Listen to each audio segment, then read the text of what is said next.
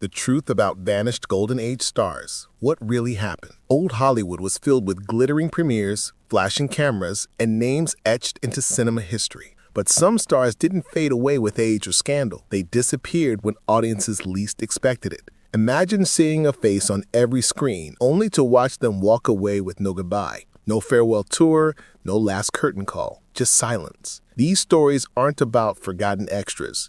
They're about the giants of the Golden Age who chose vanishing over clinging to fame. Each one left behind unanswered questions, rumors, and unfinished legacies. Today, we're uncovering the most haunting disappearances in Hollywood's golden era and what really happened after the spotlight dimmed. Number 1. Dolores Hart. Let's begin with someone whose story stunned even her closest colleagues, Dolores Hart. By the late 1950s, Hart had Hollywood at her feet. She starred opposite Elvis Presley in Loving You and King Creole, a dream gig for any rising actress. With her charisma and undeniable talent, she was already being hailed as the next great leading lady. But then came her shocking announcement. At only 23 years old, Dolores Hart walked away from her film contract, not for another studio, not for a scandal, but for something far more unexpected. She traded Hollywood gowns for a nun's habit. After filming Where the Boys Are in 1960, she traveled to Rome for what she called a spiritual retreat. That trip changed everything.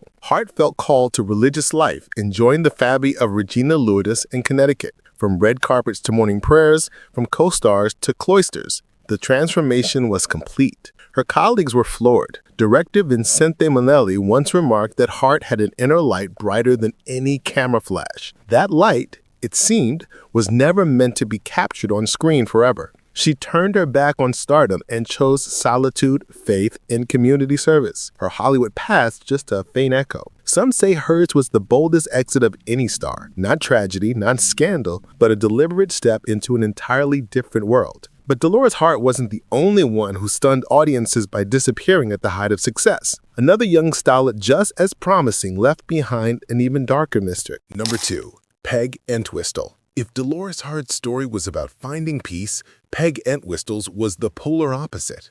A Hollywood dream turned into a haunting legend. In 1932, Peg arrived in Los Angeles fresh from Broadway, carrying the kind of promise casting directors drooled over. She landed a role in 13 Women, and though small, it was enough to get her noticed. Everyone expected more roles to follow. Instead, weeks went by, and the phone stayed silent. On a September 9th that same year, she slipped away into the Hollywood Hills. The next morning, hikers discovered her shoes, her coat, and a note left behind. Her body was found at the base of the giant H of the Hollywoodland sign, a tragic end that newspapers couldn't stop printing. The note was brief, devastating in its honesty. "I'm sorry. I'm a coward." That single sentence cemented her place in Hollywood lore. Peg was only 24 years old. Almost instantly, her story became myth. Whispers grew of her spirit wandering near the sign, a silent echo of dreams unfulfilled. Paranormal enthusiasts still claim sightings to this day, calling her the Lady of the Sign. But behind the legend was a young actress crushed by an industry that promised everything and delivered heartbreak instead. Peg Entwistle's disappearance wasn't quiet or graceful. It was an exclamation point on Hollywood's brutal reputation. And her name, though attached to only one credited film, is still remembered more vividly than many stars who made dozens. If Peg's fate shows how quickly Hollywood could destroy a career, the next star's story is the opposite. Someone who walked away on her own terms and stayed gone for the rest of her life. Number 3. Deanna Durbin. Deanna Durbin's was about deliberate escape. At one point, she was the highest paid female star in Hollywood, earning $500,000 a year before she even turned 20. Known as the girl with the golden voice, she helped pull Universal Pictures out of bankruptcy in the 1930s with her charm and musical talent. Audiences adored her in films like Three Smart Girls and 100 Men and a Girl. During World War II, her radiant optimism became a symbol of hope, especially for young people trying to escape the grim headlines of the day. Studio bosses called her the savior of Universal, and for a while, she embraced that role. But behind the glowing publicity, Deanna Durbin was restless. Endless tours, rehearsals, and carefully managed public appearances wore her down. Letters uncovered later revealed her longing for a quiet, ordinary life away from the cameras. By 1949, at just 28 years old, Durbin walked away. No breakdowns, no scandals, just a firm decision that her life wasn't meant to be lived on red carpets. She moved to France with her husband, Charles David, and quietly built a new life. She became a gardener, a hostess, a woman who valued family dinners more than box office tallies. When fans and journalists tracked her down, she politely declined interviews. She never returned to Hollywood even as her peers begged her to make a comeback. For Deanna, the spotlight was simply over. She lived out the rest of her years in relative obscurity, passing away in 2013 at age 92. Her vanishing act remains one of the quietest and most complete in cinema history. And yet it left Hollywood scrambling. If someone so successful could simply walk away, what did that say about the Dream Factory itself? The next star's story would shake the industry in a different way, because instead of choosing peace, his career was derailed by illness, tension, and a decision that changed television history forever. Number 4. George Maharis. In the early 1960s, television audiences were hooked on a show called Route 66. It followed two young men driving across America, exploring small towns, open highways, and the restless spirit of youth. At the center of it all was George Maharis, the handsome, charismatic actor who played Buzz Murdoch. With his brooding looks and sharp energy, he was on the brink of true stardom. But then, he vanished from the screen almost overnight. In 1963, at the height of his popularity, Maharis quit Route 66 mid-season. Fans were shocked, critics were baffled, and rumors swirled. Some said it was money disputes. Others whispered about personal conflicts on set. The truth, however, was far more human. Maharis had contracted hepatitis while filming on location in Arizona. Studio doctors urged him to step away, warning that continuing could permanently damage his health. But there was also tension, salary disagreements, creative clashes, and the feeling that the network saw him as replaceable. For Maharis, the decision became stark: stay and risk his health, or leave and risk his career. He chose the latter. Though he returned to acting here and there, the spark of Route 66 never reignited. Instead, he shifted toward painting, stage work, and private life. France remembered him as a free spirit, more interested in jazz clubs and road trips than Hollywood spotlights. In one of his final interviews, Maharis reflected on fame. "I had to step back, or it would have finished me." His career may have stalled, but his story lingers as one of television's great what-if stories. The actor who walked off the open road and never looked back. The next vanished star, however, didn't just leave for health or peace. Her disappearance was wrapped in whispers of controversy that Hollywood never allowed her to escape. Number 5. Jean Harlow. If George Maharis showed how quickly television fame could vanish, Jean Harlow's story proved that even the biggest stars in Hollywood weren't untouchable. She wasn't just famous, she was iconic. Known as the original blonde bombshell, Jean Harlow lit up the screen in classics like Red Dust and Dinner at 8. With her platinum hair, sharp wit, and magnetic presence, she redefined what it meant to be a movie star in the 1930s. By 26, she was already one of MGM's most bankable names. Audiences adored her, critics respected her, and studio bosses built entire productions around her image. Harlow's future looked limitless, but Hollywood was about to lose her in the most shocking way possible. In 1937, while filming Saratoga with Clark Gable, Harlow suddenly fell gravely ill. Rumors swirled.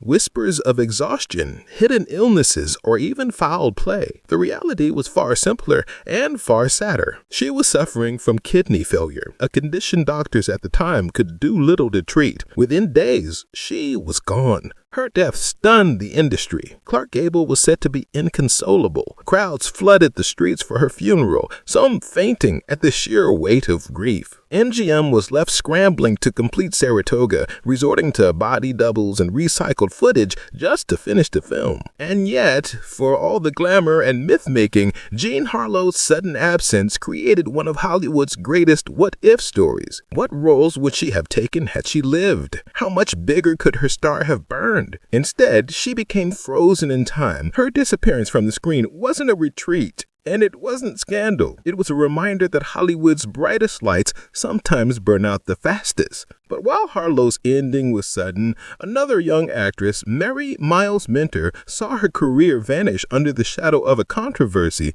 she could never escape. Number 6. Mary Miles Minter. Mary Miles Minter's tale was about promise smothered by a shadow she could never escape. Mary was one of the brightest faces of the silent era.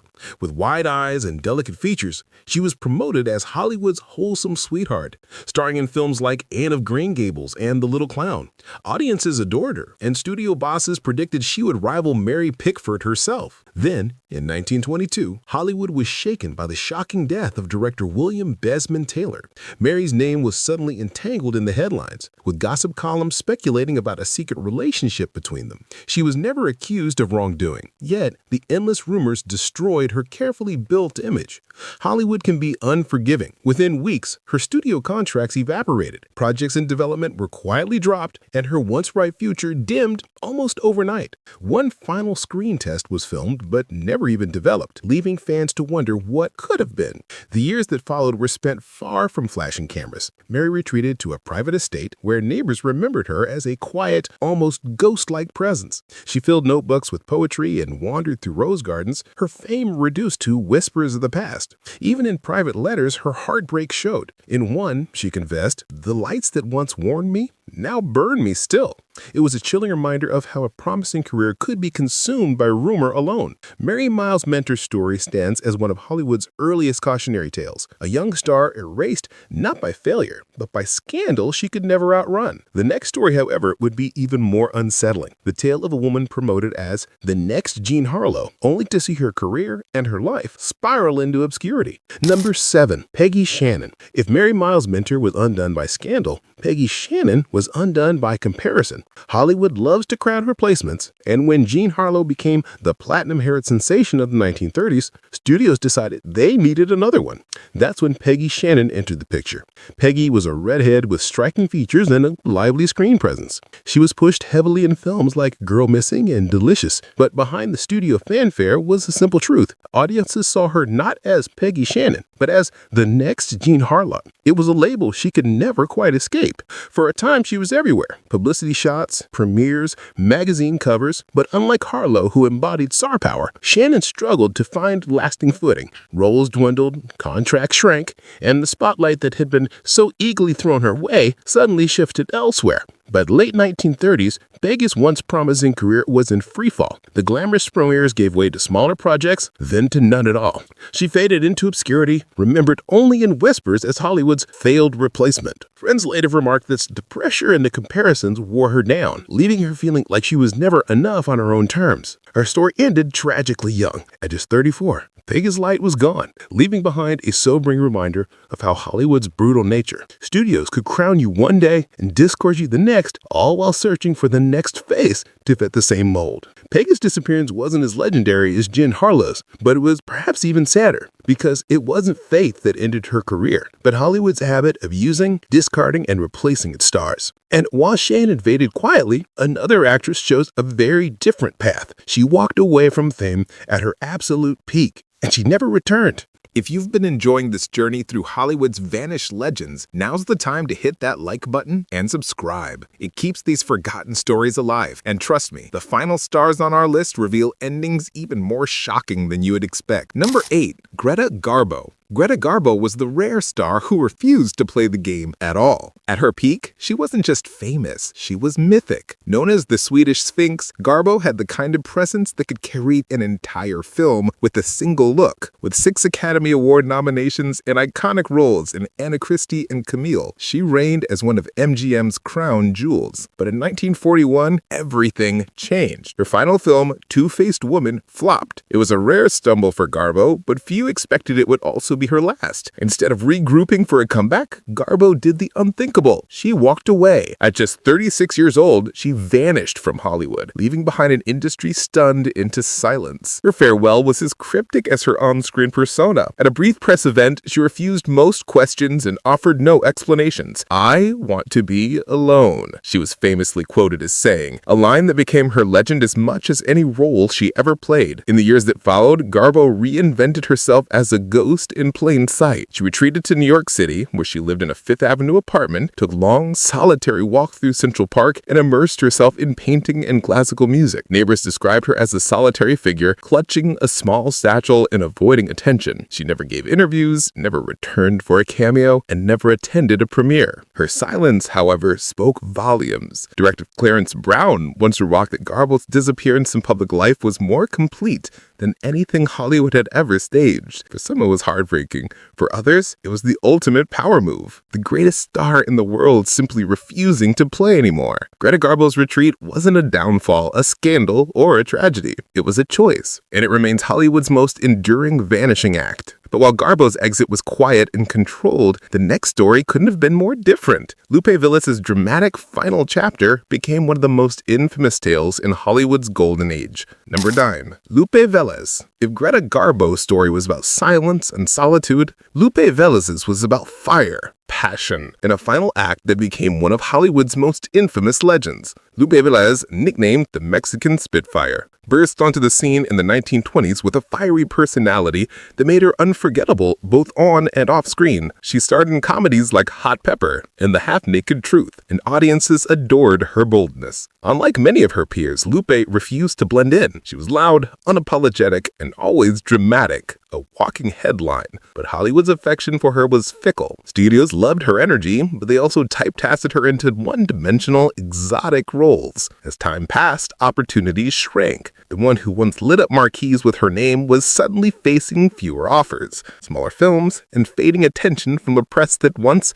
couldn't get enough of her. By the 1940s, Lupe Velez's career was struggling, and her personal life was no less turbulent. High-profile romances and breakups became tabloid fodder, and her reputation for fiery outbursts overshadowed her undeniable talent. But what truly cemented her place in Hollywood lore was her tragic and dramatic end in 1944. On a December morning, Villas's maid discovered her lifeless in her Beverly Hills home. Officially, it was ruled an overdose, but in true Hollywood fashion, myths quickly overshadow the facts. Tabloids spun lurid details, inventing details that cemented her as a ghost story of the golden age. What is certain is this: Lupe Velez didn't fade quietly. Her exit was as bold, controversial, and unforgettable as her life. To this day, she remains a symbol of Hollywood's extremes, adored, typecasted, and ultimately undone by the very industry that once made her a star. Lupe's story reminds us that while some legends vanish gently, others leave with a bang. And with her fiery ending, we've seen the full spectrum of vanished Golden Age stars, from those who sought peace, to those lost in mystery, to those whose legacies burned too brightly to survive. Now, I'd love to hear from you. Which of these vanished stars do you think had the most surprising exit? Was it Dolores Hart walking away for faith, Diana Durbin choosing quiet in France, or Lupe Velez's fiery final chapter? Show your thoughts in the comments below. Hollywood loves to dazzle us with stardom,